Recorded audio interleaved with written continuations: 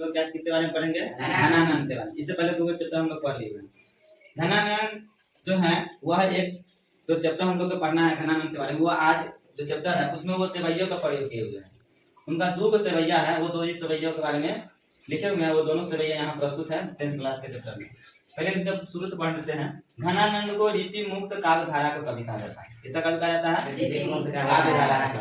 रीति मुक्त काव्य धारा के कवि कहा जाता है सिरमौर कवि। रीति मुक्त काव्य धारा के सिरमौर कवि कहा जाता है किनको? धनानंद को। समझ में आया? धनानंद का जन्म कहा जाता है कब? 1689 ईस्वी में। कब कहा जाता है? कब कहा जाता है? 1689 ईस्वी में। और धनानंद का जो मृत्यु जो कहा जाता है वो 1739 में 1739 ईस्वी में। क्यों 1739 ईस्वी में हुआ? कैसे हुआ? एक आपका नादिर शाह का सैनिक है। नादिर शाह का सैनिक है। नादिर शाह यहाँ हम लोग देखो शाह 2 तरह का होता है। एगो शाह डंटी शाह वाला शाह होता है, एगो ये शाह होता है। ये वाला शाह जो होता है मुसलमान के समय मिला, जैसे शाहजहां उन लोग के समय का है। मुगल साम्राज्य जब था उस समय का है नादिर शाह। नादिर शाह का सैनिक जो है इनको क्या करता है? सर कलम कर देता है, उसको टे कर देते हैं, एकदम खत्म। ऐसे कहते हैं। क्यों करते हैं आगे हम आपको बताएंगे यहाँ पे, ठीक है? देखिए मुगल धनानंद जो है, धनानंद मुगल बादशाह है ना, मोहम्मद शाह रंगीले नाम का मोहम्मद शाह रंगीले। कौन का रंगीला का दो होता यह नाम है पहले मोहम्मद शाह रंगीले। अब मोहम्मद शाह रंगीले के यहाँ मीर मुंशी का काम करते थे। किसका? मीर मुंशी का काम करते। कौन? धनानंद। धनानंद क्या थे? मुगल बादशाह मोहम्मद शाह रंगीले के यहाँ मीर मुंशी का काम करते थे। और यह एक गायक के साथ साथ एक श्रेष्ठ कवि भी थे। धनानंद जो है गायक के साथ साथ श्रेष्ठ कवि भी थे। और धनानंद के बारे में भी अभी तक जितने 2 हम लोग पढ़े, गुरु नानक के बारे में पढ़े थे, रसखान के बारे में। तो रसखान भी किसी के प्यार में पड़े हुए थे, किसी के प्रेम में पड़े हुए थे। इसलिए बाद में उनको दिल टूटा तो डायरेक्ट कहाँ चल गए? ब्रजभूमि में। ठीक उसी प्रकार धनानंद का भी दिल टूटा हुआ है। वो किससे मोहब्बत करते थे? सुजान नामक नर्तकी से, जो मीर मुंशी के मुगल बादशाह मोहम्मद शाह रंगीले के यहाँ था। ठीक है।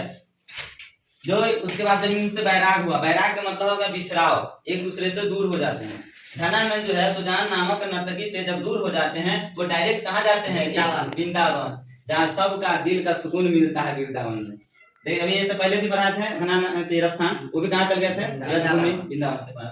अब ये भी कहाँ चले गए? वृंदावन। अब वृंदावन में जाके क्या बन गए? वैष्णव। वैष्णव बन के क्या करने लगे? काव्य की रचना करने लगे। यहाँ तो कोई दिक्कत नहीं। देखिए उसके बाद क्या है, यहाँ पे आइए। धनानंद क्या है? 1739 ईस्वी में घटना जो घटा है, जो मर गए थे 1739 ईस्वी में ना जी। 1739 ईस्वी में नादिर शाह उस समय का शासक हुआ करता था। नादिर शाह दिल्ली पर आक्रमण किया।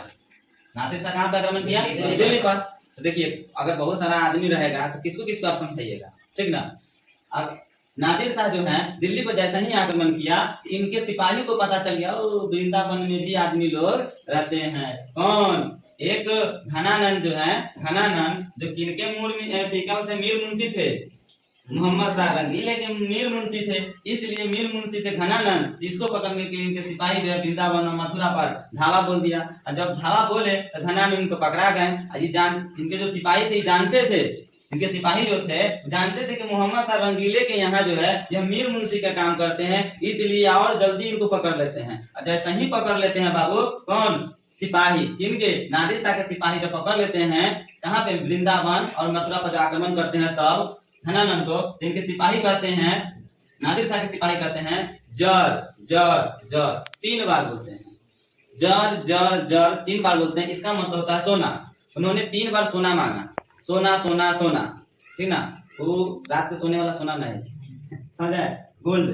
तो धनानंद भी ऐसा के थे, बहुत डेंजर इंसान। वो जहाँ खड़ा थे वहां से मिट्टी उठा लिए, मिट्टी हाथ में उठा लिए, धूल, और कहते हैं क्या? रज रज रज। 3 बार मुट्ठी से रज रज रज कर देते हैं। और इसके वजह से इनके सिपाही को पारा गर्म हो जाता है, दिमाग खसक जाता है, अट्टा मारी से टकली वाला दिमाग इनका हो जाता है। बस निकालते हैं तलवार पटाख से ना, उनको सर कलम कर देते, सर गया अलग, ये हो गया खत्म।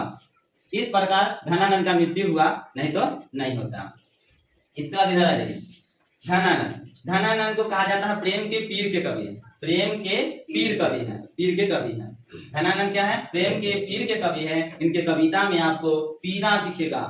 काहे पीरा दिखेगा तो पता ही है, क्योंकि इनको वियोग हुआ है ना किसी से, विराग वियोग हुआ है, इसलिए इनके कविता में आपको पीरा दिखाई देगा। कभी कभी इसके कविता में, इनके कविता में आपको मस्ती भी दिखाई देगा, कभी कभी इनके कविता में वियोग भी दिखाई देगा। वियोग वियोग के मतलब होता है एक दूसरे से बिछड़ाव के समय किसी इन दूसरे पर्सन पर किस तरह का मतलब तकलीफ होता है, वो सभी को निचोड़ के यहाँ पर कविता में प्रस्तुत करने की इनकी कला था।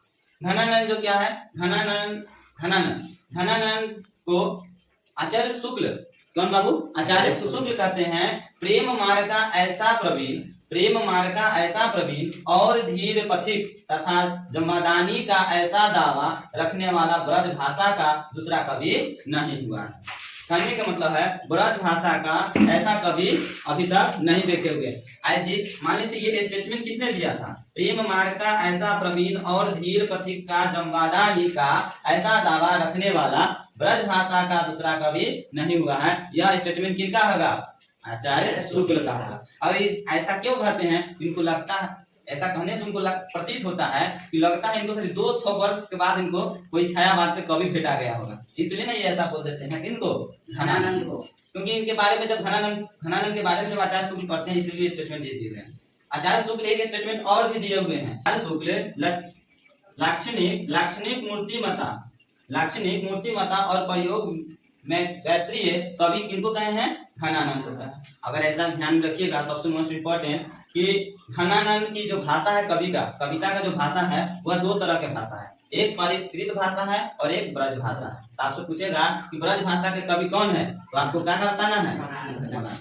एक ऑप्शन ये ब्रज भाषा के दो कवि पढ़ लिए, एक था गुरु नानक और एक है घनानंद। ठीक है, सबसे बड़े लेवल में यही आते हैं। इनके जैसा ब्रज भाषा में कविता लिखने वाला अभी तक कोनो नहीं, दूसरा कोई कवि अभी तक आए नहीं किया, समझे? अब आइए यहाँ पे घनानंद जो है, घनानंद दो इनका यहाँ पे लिखा हुआ दो चीज इनका फेमस है, बहुत तरह के, बहुत अच्छा। एक सेवैया और एक घना छड़ी। क्या है? दो चीज फेमस है, एक सेवैया और एक घना छड़ी फेमस है। इस जो सेवैया जो है हम लोग इस चैप्टर में जो पढ़ेंगे, सेवैया में आया, ये इनके दो सेवैया यहाँ पे प्रस्तुत है इस चैप्टर में। वो दोनों सेवैया कौन कौन है? एक जो अति सुधो स्नेह कुमारक है, अति सुधो स्नेह कुमारक है, यह आपका क्या है? सेवैया है। दूसरा मोह अंशवाहिनी ले बरसो, ये भी क्या है? सेवैया ही है। लेकिन इस सेवैया में क्या है? अति सुधो स्नेह कुमारक है, प्रेम के सीधे सरल निश्चल मार्ग का प्रस्तावना करते हुए इन्होंने इस अति सुधो स्नेह कुमारक वाले स्टेटमेंट जो छंद जो है, प्रथम जो छंद यही है, इसमें बता देते हैं।